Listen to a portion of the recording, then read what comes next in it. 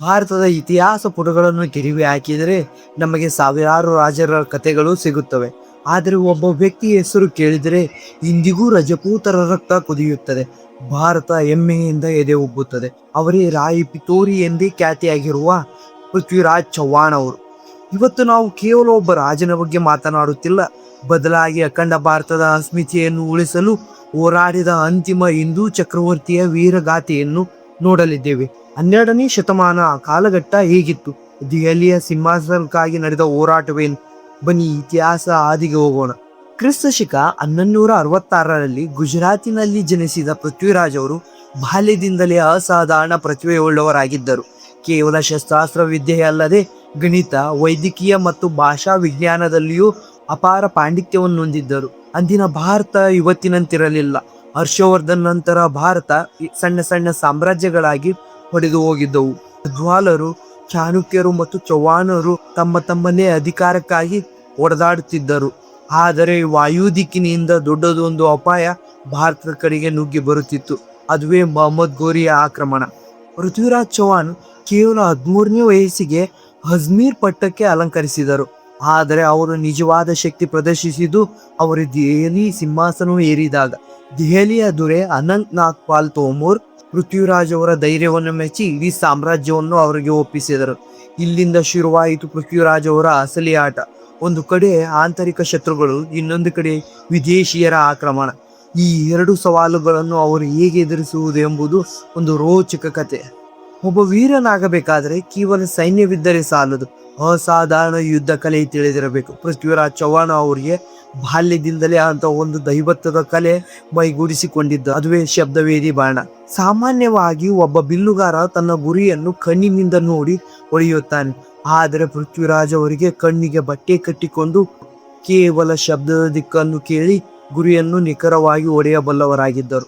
ಈ ವಿದ್ಯೆ ಇಡೀ ಇತಿಹಾಸದಲ್ಲಿ ಕೇವಲ ಕೆಲವು ಮಹಾನ್ ವ್ಯಕ್ತಿಗಳಿಗೆ ಮಾತ್ರ ತಿಳಿದಿತ್ತು. ಪೃಥ್ವಿರಾಜ್ ಅವರ ಬಾಲ್ಯದ ತರಬೇತಿ ತುಂಬಾ ಕಠಿಣವಾಗಿತ್ತು. ಅವರು ಕೇವಲ 6 ರೀತಿಯ ಶಸ್ತ್ರಾಸ್ತ್ರಗಳಿಗೆ ಮಾತ್ರ ಸೀಮಿತವಾಗಿರಲಿಲ್ಲ. ಕುದುರೆ ಸವಾರಿ, ಆನೆ ಸವಾರಿ ಮತ್ತು ಕುಸ್ತಿಗಳಲ್ಲೂ ಪಳಗಿದ್ದರು. ತಾಯಿ ಕರ್ಪೂರ ದೇವಿ ಅವರು ಪೃಥ್ವಿರಾಜ್ ಅವರಿಗೆ ಬಾಲ್ಯದಿಂದಲೇ ಧರ್ಮ ಮತ್ತು ರಾಜನೀತಿಯ ಪಾಠವನ್ನು ಕಲಿಸಿದ್ದರು.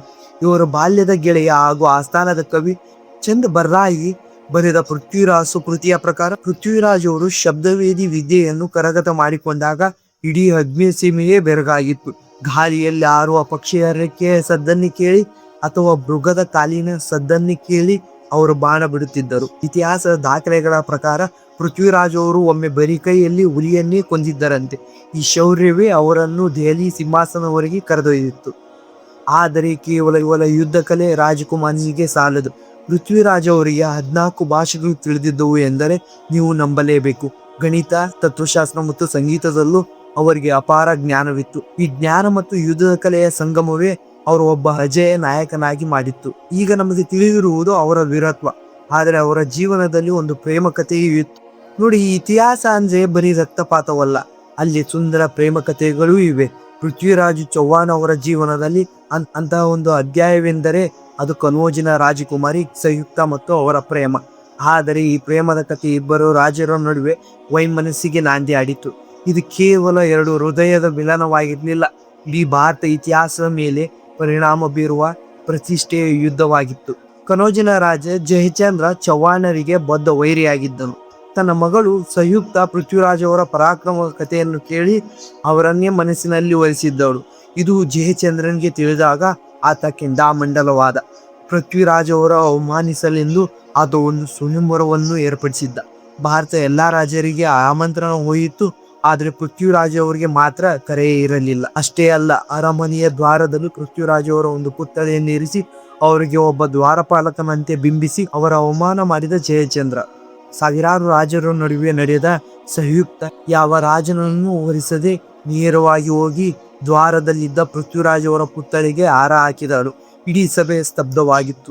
ಇದೇ ಕ್ಷಣದಲ್ಲಿ ಅಲ್ಲಿಗೆ ಮಿಂಚಿನಂತೆ ಬಂದು ಪೃಥ್ವಿರಾಜ್ ಸಂಯುಕ್ತಳನ್ನು ಕುದುರೆ ಮೇಲೆ ಕೂರಿಸಿಕೊಂಡು ಎಲ್ಲರ ಕಣ್ಣೆದುರೇ ದೆಹಲಿಗೆ ಕರೆದೊಯ್ದರು.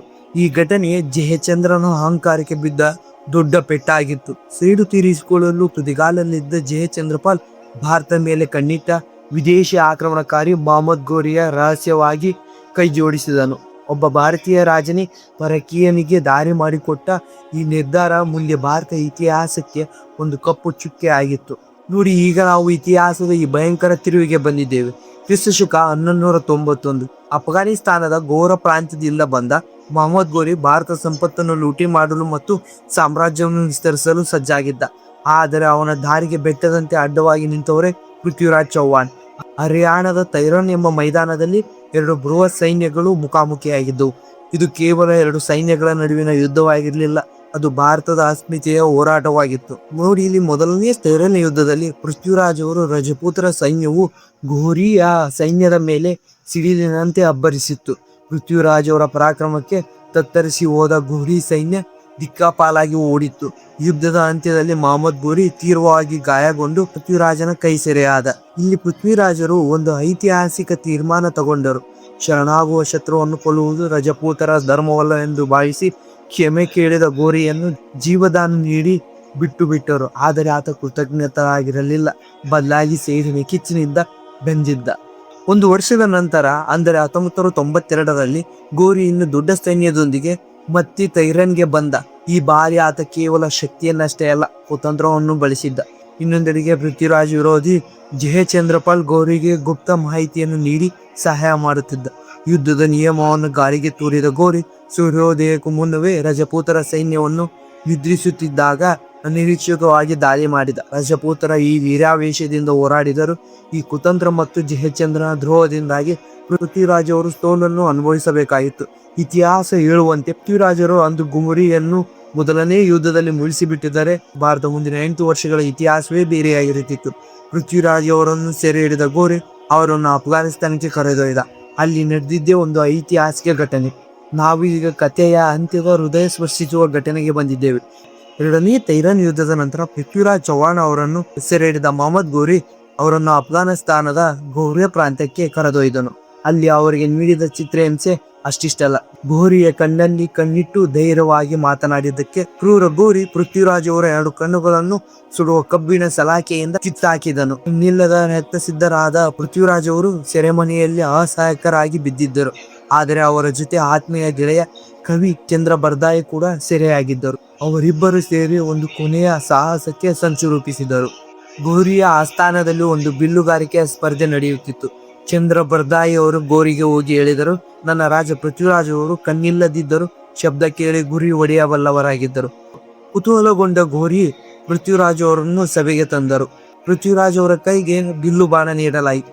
ಗೋರಿ ಎತ್ತರ ಸಿಂಹಾಸನ ಮೇಲೆ ಕುಳಿತು ಗಂಟೆ ಬಾರಿಸಲು ಆದೇಶಿಸಿದ. ಅದೇ ಸಮಯದಲ್ಲಿ ಚಂದ್ರ ಬರ್ಸಾಯಿ ಪೃಥ್ವಿರಾಜ್ ಅವರಿಗೆ ಗುರಿ ಎಲ್ಲಿದೆ ಎಂದು ತಿಳಿಯಲು ಒಂದು ರಹಸ್ಯ ಪದ್ಯವನ್ನಾಡಿದರು.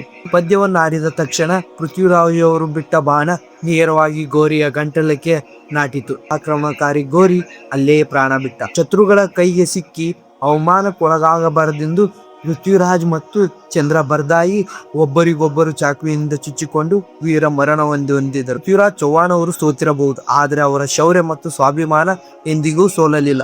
ಅವರು ತೋರಿದ ಆ ಕ್ಷಮಾಗುಣ ಮತ್ತು ಅಂತಿಮ ಕ್ಷಣದವರೆಗೂ ಅವರು ಕಾಪಾಡಿಕೊಂಡ ಧೈರ್ಯ ಇಂದಿಗೂ ನಮಗೆ ಸ್ಫೂರ್ತಿ. ಭಾರತ ಮಣ್ಣಿನ ಈ ವೀರಪುತ್ರನ ಕಥೆ ನಿಮಗೆ ಇಷ್ಟವಾಗಿದ್ದರೆ ಈ ವಿಡಿಯೋವನ್ನು ಶೇರ್ ಮಾಡಿ ಮತ್ತು ಈ ಚಾನಲ್ನ ಸಬ್ಸ್ಕ್ರೈಬ್ ಮಾಡಿ. ಮತ್ತೆ ಮುಂದಿನ ವಿಡಿಯೋದಲ್ಲಿ ಸಿಗೋಣ.